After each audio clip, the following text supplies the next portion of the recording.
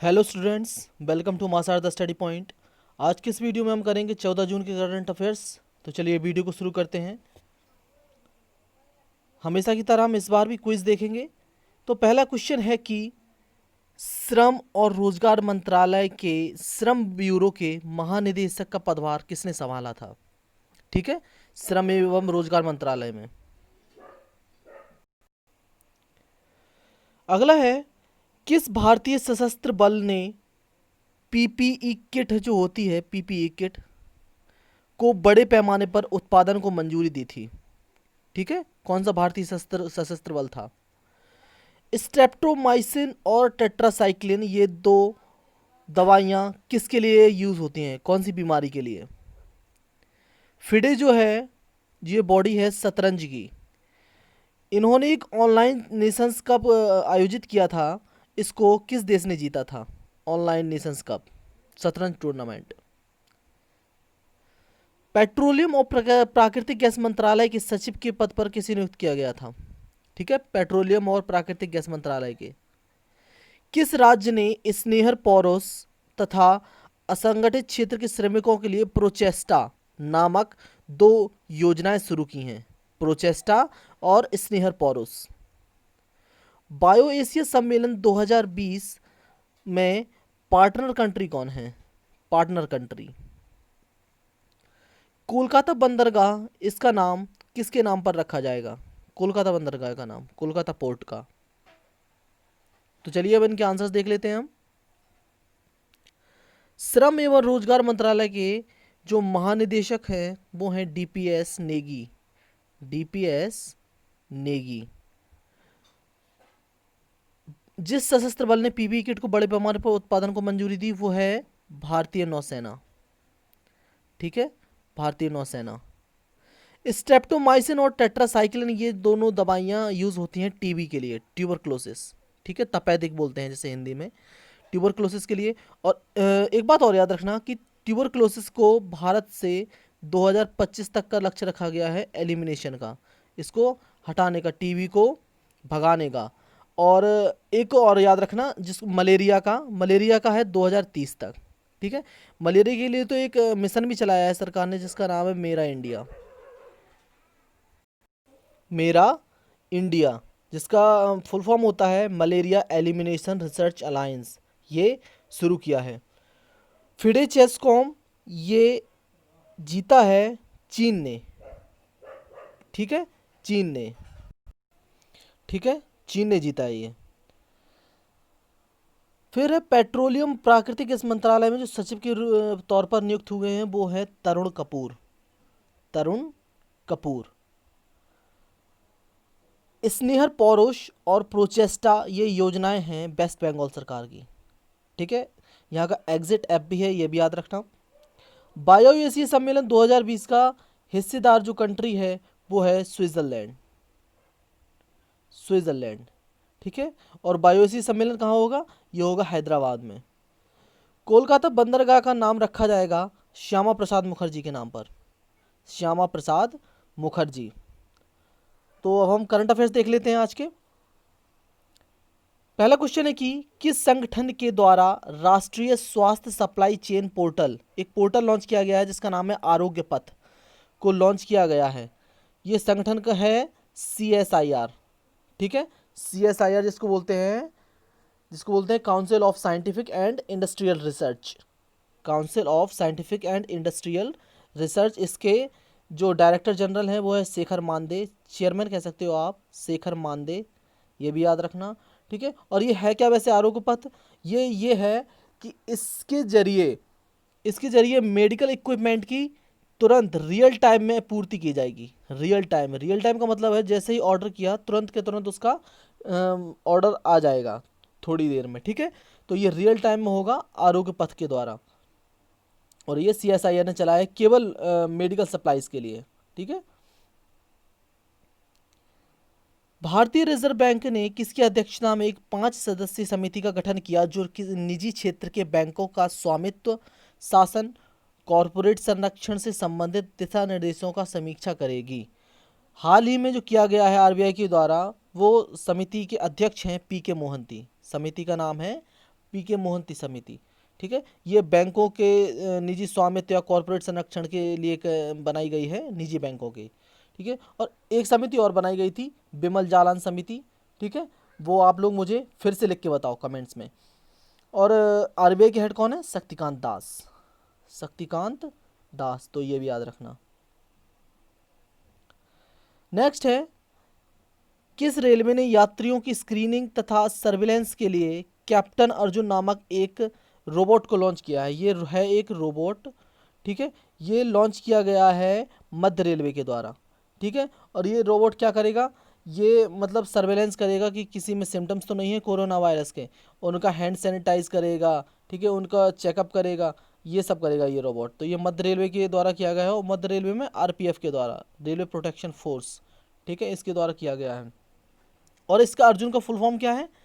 अर्जुन का full form है कि always be responsible, always be responsible, responsible and just use to be nice, and just use to be nice, ये इसका full form है। ठीक है, और स्क्रीनिंग के लिए किया गया है, और ये आधारित है एआई पे, जिसे बोलते हैं आर्टिफिशियल इंटेलिजेंस, कृत्रिम बुद्धिमत्ता पे आधारित है। ठीक है, और रेलवे प्रोटेक्शन फोर्स के वो डायरेक्टर जनरल कौन है, ये आपको मुझे कमेंट्स में लिख के बताना है। ठीक है, एक बात और, ये आई गए हैं जब, तो ये बताइए मध्य रेलवे का हेडक्वार्टर कहाँ है? ये है कहाँ पे? मुंबई में। देखिए मुंबई में दो हेडक्वार्टर हैं, दो। मुंबई में अगर चर्च गेट की बात करें, ठीक है, चर्च गेट, तो चर्च गेट में हेडक्वार्टर है पश्चिम रेलवे का। ठीक है, वेस्टर्न रेलवे चर्च गेट पे। लेकिन जो मध्य रेलवे का हेडक्वार्टर है वो है मुंबई सीएसटी, छत्रपति शिवाजी टर्मिनल। ठीक है, तो मुंबई में दो दो हेडक्वार्टर हैं, एक तो वेस्टर्न रेलवे और एक है सेंट्रल रेलवे। और दक्षिण रेलवे का हेडक्वार्टर है आपका चेन्नई में, दक्षिण रेलवे का चेन्नई में, और जो पूर्व रेलवे है उसका है कोलकाता में, कोलकाता। अगला है शंभू एस कुमारन, इनको हाल ही में किस देश का नया राजदूत नियुक्त किया गया है? ठीक है, ये एम्बेसडर बनाए गए हैं किस देश में? ये बनाए गए हैं फिलीपींस में, भारत के नए राजदूत। और हाल ही में 6-7 जो है एम्बेसडर बनाए गए हैं, वो मैंने इस स्लाइड में लिख दिया है, तो आप लोग अच्छे से इसको एक बार पॉज करके लिख लीजिए और याद कर लीजिए। देखो, ब्रिटेन की बनाई गई हैं Gayatri Kumar, Papua New Guinea के बनाए गए हैं सुशील कुमार सिंघल, स्विट्ज़रलैंड की बनाई गई हैं मोनिका मोहता, कुवैत में सीबी जॉर्ज, फिनलैंड में रवीश कुमार, और रोमानिया में राहुल श्रीवास्तव। ये हाल ही में बनाए गए हैं ये लोग, तो ये याद रखना। GRSE, garden reach ship builders and engineers limited, GRSE इसका फुल फॉर्म है, ने fast patrol vessel, fast patrol vessel श्रृंखला का 5वां और आखिरी जो पोत है, पौध नहीं पोत, भारतीय तटरक्षक बल को सौंप दिया है। इसका नाम क्या है? इसका नाम है ICGS कनकलता बरुआ। ICGS से मतलब है Indian coast guard ship Kanaklata Barua. और ये थी कौन कनकलता बरुआ? ये थी असम की फ्रीडम फाइटर, असम की फ्रीडम फाइटर। ठीक है, तो ये भी याद रखना। देखो इसमें 5 टोटल दिए जाने थे फास्ट पेट्रोल वेसल। और फास्ट पेट्रोल वेसल होते क्या हैं? ये निगरानी के लिए होते हैं, बेसिकली छोटे शिप होते हैं ये, केवल निगरानी के लिए, पेट्रोलिंग के लिए। तो इनमें सबसे पहला जो दिया गया था, सबसे पहला है ICGS प्रियदर्शनी, फिर दूसरा जो दिया गया था वो था ICGS एनी बेसेंट, तीसरा दिया गया था ICGS अमृत कौर, और चौथा आप लोगों ने नाम सुना होगा ICGS अमृत कौर नहीं, कमला देवी, ICGS कमला देवी। तो ये भी याद रखना। ठीक है, और अगर आपसे पूछे अमृत कौर कौन थी, तो अमृत कौर थी स्वतंत्र भारत की पहली स्वास्थ्य मंत्री। ये भी याद रखना, स्वतंत्र भारत की पहली स्वास्थ्य मंत्री थी अमृत कौर, राजकुमारी अमृत कौर। तो इनके नाम याद रखना आप, 5 के। अगला है, तमिलनाडु सरकार ने कोयम्बटूर शहर का नाम बदलकर क्या कर दिया है? देखिए बेसिकली क्या हुआ है, तमिलनाडु सरकार ने करीब करीब 1018 जो चीज़ें हैं उनके नाम बदले हैं। तो इतना तो याद रखना मुश्किल है, तो कुछ चीज़ों के नाम याद रख लो जो इम्पोर्टेंट हैं, जैसे कि कोयम्बटूर। तो कोयम्बटूर का नाम रख दिया गया है कोयम्पुत्थूर। कोयम्पुत्थूर। इन्होंने कहा है कि इन नामों से जो पहले के नाम थे उनसे अंग्रेज़ों के मतलब अंग्रेजी भाषा की वो आती है महक, तो इस वजह से इन्होंने नाम चेंज कर दिए हैं इनके। कोयम्बटूर का नाम हो गया है कोयम्पुत्थूर। और याद रखना जो डिंडीगुल है, यहाँ आपको डिंडीगुल दिख रहा है, डिंडीगुल का नाम हो गया है थिंडिक्कुल। थिंडिक्कुल। और डिंडीगुल के ताले बहुत मशहूर है जिनको जीआई टैग मिला हुआ है।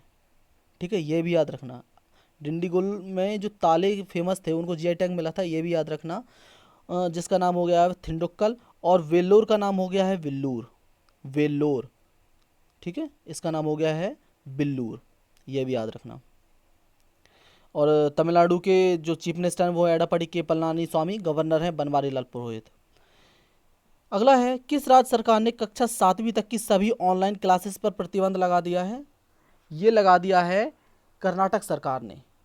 कर्नाटक सरकार ने कहा है कि जो क्लास 7वीं तक के जो बच्चे होते हैं वो ऑनलाइन, उनका कोर्स पूरा होना ज़रूरी नहीं है, उनका डेवलपमेंट होना ज़रूरी है। इस वजह से उनको उन्होंने कहा है कि ऑनलाइन क्लासेस नहीं होंगी कक्षा 7वीं तक के बच्चों की, उसके बाद 8वीं से होंगी। ठीक है, तो ये कहा है कर्नाटक सरकार ने। और कर्नाटक के 2-3 इनिशिएटिव और ऐप हैं वो याद रखना आप। एक तो है कोरोना वॉच, ये ऐप है कोरोना वॉच। अपथा मित्र, अपथा मित्र। और एक है मेघ संदेश, मेघ संदेश, तो ये याद रखना। ठीक है, सीएम है ये बीएस येदियुरप्पा, गवर्नर है वाजुभाई वाला। अगला क्वेश्चन है मर्सर। मर्सर है जो, मर्सर जिसे बोलते हैं, एक कंपनी है मर्सर, इनके द्वारा 2020 की कॉस्ट ऑफ लिविंग सर्वे की गई है मर्सर के द्वारा। कॉस्ट ऑफ लिविंग मतलब कि कौन सा शहर कितना महंगा है रहने के हिसाब से। तो इनके हिसाब से प्रवासियों के रहने के लिए भारत का सबसे महंगा शहर कौन सा है? तो प्रवासियों के लिए सबसे महंगा शहर है मुंबई। ठीक है, मुंबई। और अगर आपसे पूछे दुनिया में सबसे महंगा शहर कौन सा है, दुनिया में सबसे महंगा शहर है हांगकांग। हांगकांग फर्स्ट नंबर पे है ये सबसे महंगा। ठीक है, लेकिन भारत में सबसे महंगा है मुंबई। और दुनिया में मुंबई का क्या स्थान है? वर्ल्ड में मुंबई का स्थान है 60। ठीक है, और सेकंड नंबर पे है आपकी दिल्ली, सेकंड नंबर पे, और इसका शायद स्थान है 101 कुछ, तो ये भी याद रखना। अगला है, किस राज्य ने बागजान कुआं, ये त्रासदी हुई है, किस उच्च स्तरीय जांच के आदेश दिए हैं? तो ये असम सरकार ने दिए हैं इसकी जांच के आदेश। बागजान कुआं है आपका असम में। ठीक है, और ये कुआं है, ये बनाया है ऑयल इंडिया कॉरपोरेशन का। ऑयल इंडिया कॉरपोरेशन का ये कुआं है। ऑयल इंडिया कॉरपोरेशन एक नवरत्न कंपनी है, ये भी याद रखना। ऑयल इंडिया कॉरपोरेशन को कंफ्यूज नहीं करना इंडियन ऑयल कॉरपोरेशन से, ये महारत्न कंपनी है। ठीक है, दोनों अलग अलग हैं। ऑयल इंडिया कॉरपोरेशन है नवरत्न कंपनी, जबकि इंडियन ऑयल कॉरपोरेशन है महारत्न कंपनी, तो इनको कंफ्यूज नहीं करना एक दूसरे से। और ये अगर पूछे ये कहाँ पे है बागजान कुआं, तो ये असम के तिनसुकिया डिस्ट्रिक्ट में है, तिनसुकिया डिस्ट्रिक्ट। नेक्स्ट है, हाल ही में किस राज्य ने प्रवासी मजदूरों के लिए रोजगार सेतु पोर्टल लॉन्च किया है? रोजगार सेतु पोर्टल लॉन्च किया है मध्य प्रदेश ने। ठीक है, मध्य प्रदेश ने। सबसे गहरी ज्ञात जगह चैलेंजर डीप तक पहुंचने वाली पहली महिला कौन बनी है? चैलेंजर डीप, आपने एक जगह नाम सुना होगा, मारियाना ट्रेंच। मारियाना ट्रेंच जो सबसे गहरी जगह है। ठीक है, मारियाना ट्रेंच। इसमें ही एक जगह है जिसका नाम है चैलेंजर डीप, ये एक दलदली जगह है। यहाँ तक पहुँचने वाली जो महिला हैं वो बन गई हैं कैथी सुलीवन। कैथी सुलीवन, और यही पहली महिला थी यूएस की जो अंतरिक्ष में भी गई थी, जो अंतरिक्ष में भी गई थी, यूएस की पहली महिला, तो ये भी याद रखना आप। अगला है, एमपेज पेमेंट सिस्टम ने भारत में संपर्क रहित एटीएम निकासी के लिए किसके साथ करार किया है? देखो अभी पता है आपको, कोरोना की वजह से सभी लोग एटीएम से अगर पैसे निकालने जाते हैं तो कोरोना फैलने का खतरा बहुत रहता है, क्योंकि एक टच करते हैं सभी लोग उसको। तो संपर्क रहित ये पेमेंट सिस्टम लॉन्च किया है किसने? मास्टर कार्ड ने एमपेज के साथ मिलकर। और मास्टर कार्ड के सीईओ कौन है? अजय बांगा। आ जाए बंगा, ये भी याद रखना, ठीक है। अब आज के क्वेश्चंस।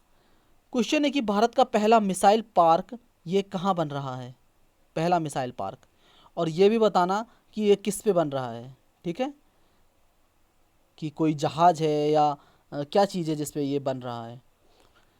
स्टॉकहोम डिक्लेरेशन किससे संबंधित है, स्टॉकहोम डिक्लेरेशन जो हुआ था वो किस चीज़ से संबंधित है, उसमें क्या मतलब किस चीज़ को मुद्दा लेकर बनाया, किस चीज़ का मुद्दा था उसमें। मीठी नदी ये भारत के किस राज्य में बहती है, मीठी नदी, ठीक है। सो ये था हमारा आज का यानी कि 14 जून का वीडियो। मिलते हैं कल 15 तारीख के वीडियो में।